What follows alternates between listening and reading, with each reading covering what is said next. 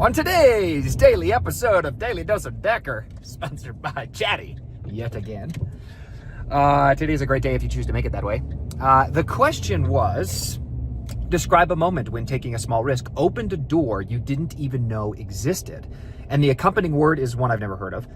It's called eucatastrophe, a sudden turn of events in a story that unexpectedly leads to joy instead of tragedy, coined by J.R.R. Tolkien.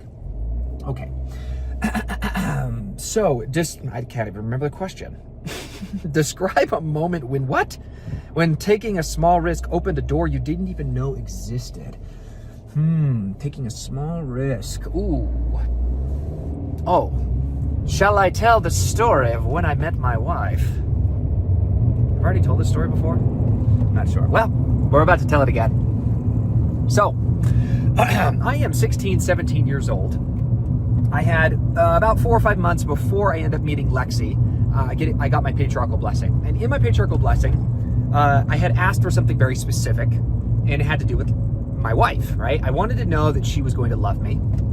And in my patriarchal blessing, the patriarch said, your wife will love you. And that's a whole other story, which is really, really cool. But after that blessing, it really got me thinking of, if my wife is going to love me, it's likely that she's already alive. I'm 16, 17 years old at this point. She's probably alive right now, right? She's probably close to my age. And so my prayers kind of shifted, and they were kind of all focused around mold me into the man, or mold me into the person that will be ready and aware of when I meet my wife. Like, help me to be, present and ready, so that, when lightning strikes or when that prompting comes, I can know that, I'm going to meet my wife. And so it is the first or second week of summer. I had signed up for EFY, and in signing up for EFY, I had chosen the first or second week of EFY at BYU, right? Especially for youth. It's like a youth church camp. And back when I was, a teenager, there wasn't like anything like social media. MySpace was kind of like the only thing that we had, but dial-up internet was still a thing, and it was kind of like long and tedious and boring to kind of get on the internet to look up your MySpace channel. And so really your only way of like interacting or socializing with other people is through school, or like people or buddies, friends that you have within like your neighborhood. So going to like a church youth camp, and where there's like thousands of kids your same age, and it's in the middle of summer, is like, this is like the coolest thing ever, right? It's like kind of going to school, like you're entering like high school or something, some totally new school. You don't really know anyone, and you're all there for a week, and so it's really exciting. So I show up for this first week, and that's like one of the best weeks of EFY is BYU Provo. At least this is what it was when I was, a teenager, and it was one of those first weeks. So I remember pulling up, and my mom's dropping us off. And when she drops us off, we spot this girl with like beautiful curls, Goldilocks curls. And she looked just like Taylor Swift, at least from, that far away. And Taylor Swift was all the rage back then. She is kind of now. And I remember going like, that's my cow. I remember spotting her and being like, that's my cow, which means crush of the week. And I was like, that girl's pretty. I wanna try to like talk to her and meet her, kind of deal. And so the first day happens, we kind of all get settled in. The second day happens, and there's kind of like a recess, or kind of like a break. Everyone's outside, it's warm. We're on BYU campus, and we're like in this open area where the Jamba Juice used to be. I think at the Wilkinson Center. It might still be there actually.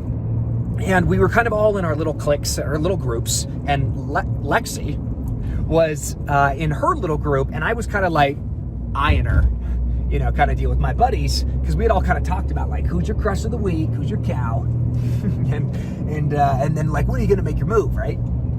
So I see her break away from the group and head towards Jamba Juice, and I see this as like my opportunity. So I'm like, all right guys, I'm splitting. So I break away from my group, and I run up to Lexi, and I remember like catching her and being like, hey, hey, where are you going? And she said, I'm thirsty. I'm just going to get myself a Jamba Juice. I remember going like, oh, okay, we'll see ya. And like awkwardly turn around, like head back to my little posse. And my whole group's like, oh, you talked to her, dude. That's so awesome. You're so great. You know, and I'm feeling like, oh, shit, man, I'm a champion, dude. Second day, EFY? I've already talked to my cow, you know? As I'm walking back to my group, Lexi's walking this way, I'm walking this way. As we kind of split and we kind of go our ways, I get this really strong feeling, this prompting. And it was the same prompting that I had got when praying about my patriarchal blessing. And this voice inside me said, turn around and go talk to her. She's important. And that voice was so clear. It was like a knife cutting through butter. Just, oh, that I know exactly what that meant. I recognize that voice. This is God. This is the voice of God. And I adhered to it then. I'm going to adhere to it now. So I turned around and I walked up to her and like really turned on the charm and hit it off and got talking with her. And you know, the whole story kind of evolves around how she kind of like blew me off the next day, and then it was the talent show on Thursday, and at this point I'm like a professional flamenco guitar player, so I had brought my guitar and I got into the talent show. So I played this amazing classical flamenco guitars piece and it blew everyone's mind. So I was the talk of the show. No, but it definitely was like, oh wow, Lexi was like, oh, this guy's pretty dope. Like, this guy's a charmer and he knows how to play music. What the heck? And I remember she like gave me her number at like the lunch table.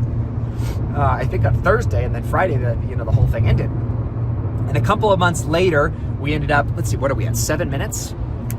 I'm going to tell the second part of this story. So Lexi lives in St. George, which, and I live in Utah County. I live in Springville at this moment. So that's about 250 miles away. I had never been to St. George. I'd always passed through it as I went down to California, but I'd never stayed there. And, I'm a 16-year-old. So this is long distance. This is not like I get in my car, drive across town or to the next city over and visit with her. It's like, this is like basically driving across the country for me. So I'm thinking I'm never going to see this girl, but at least I have her phone number. So I'm working at my parents' restaurant, and as I'm working at my parents' restaurant throughout the summer, I remember like texting her very intermittently throughout the summer. And the restaurant was slow. I was up in the trolley, and it was like hot in the trolley, but there was kind of my section, and no one was really in the restaurant. So I was cleaning up my tables, and I was like, I can take a break right now. So I look at my phone, and I'm like, you know what? I'm just gonna text her. So I text her, and I ask her like, hey, what are you doing? And the conversation kind of evolves into, when are you going to come back up? When are you going to come back up to Utah County? Or am I ever going to come down to St. George? And she said, I think this was like June or July. She says, well, the next time I'm coming up to BYU or to Provo it's for ballroom dance camp. It's the first week of August, and it's for this ballroom dance camp. We've been going for a couple of years now. And I remember right when I heard that, right when I read that text, I was like, I had this brilliant idea.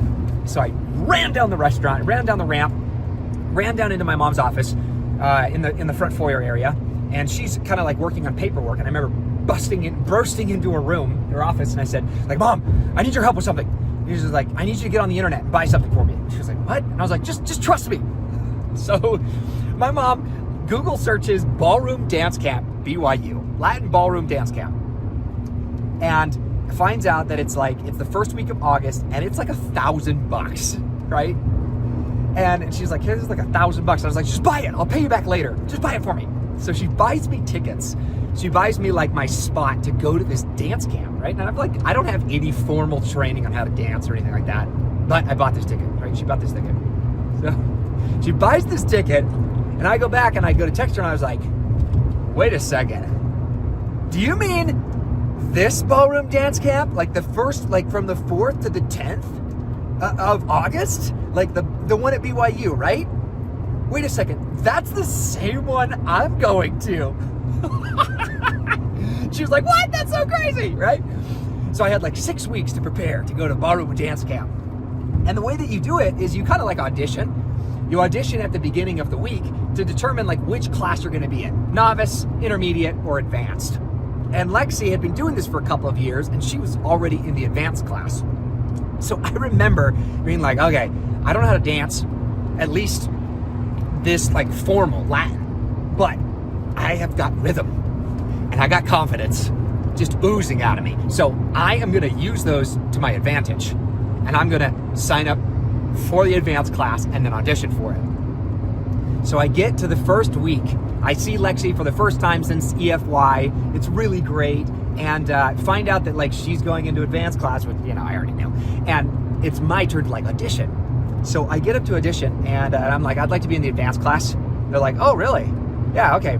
And so basically I audition, and I just kind of like choose a random song and do like my own moves, like all this like rhythm movement to this dance, and did it with enough confidence that these judges were like, okay, yeah, he can do it.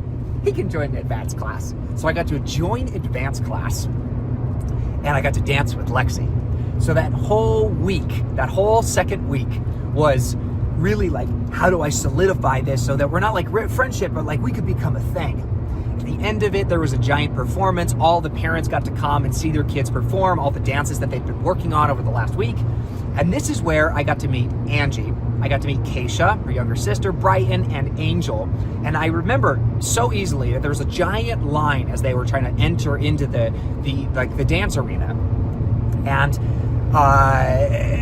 Angie was sitting in line. And you know how I knew it? Because everyone was wearing like black or gray like coats or dress attire, right? And Angie has, just like Lexi, these like beautiful Goldilocks curls, and she's wearing pink.